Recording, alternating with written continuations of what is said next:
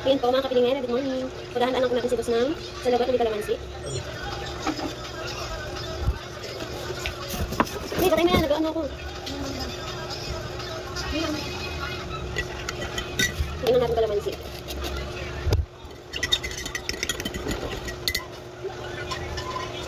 Ayan, kalamansi.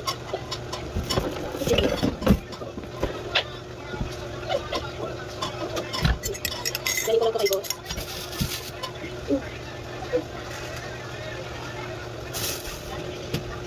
Ayan po mga kapilingera, magkulat na po tayo ng orange. Hindi na po natin tatanggalin po. Yung ano, ang tawag dito. Kasi fiber po ito eh. Dahil may sakit si boss. Isa na ako ng inumin ko.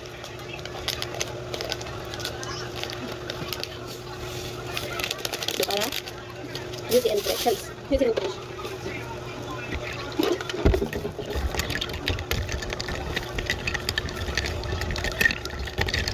Yung tayo isang orange. Charis.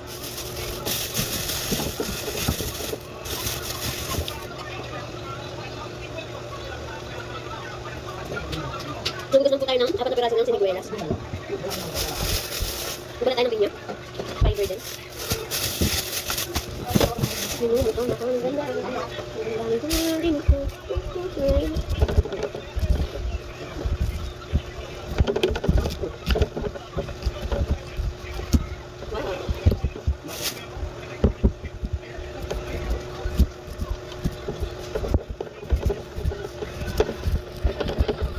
Hirap magbalat ng pinya, ha?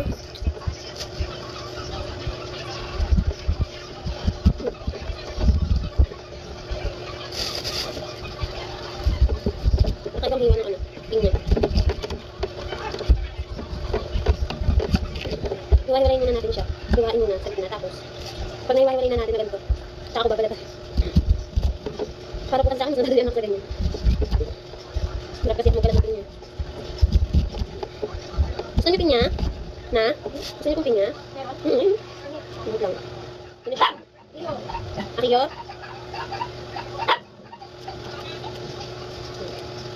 Ito yung balat niya.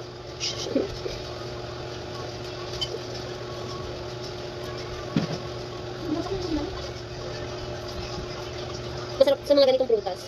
Mga pakwan, pinya, siniguela, so kahit sa ibang ano, prutas. Masarap termo ng asin. Mas lumalabas yung sarap ng lasa ng prutas. Diba? Ito ko lang ito.